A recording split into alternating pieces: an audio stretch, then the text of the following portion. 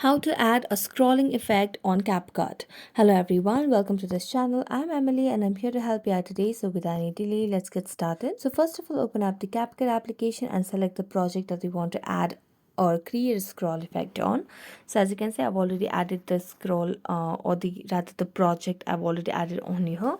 So in order to add the scroll effect, what you can do is just tap on the effect option over here at the bottom. As you tap on effects, then tap on video effects, and here on the search bar you just have to search for scroll, and you'll be able to see different scrolling effects over here. You just have to select the required ones that you feel is more better or convenient for you.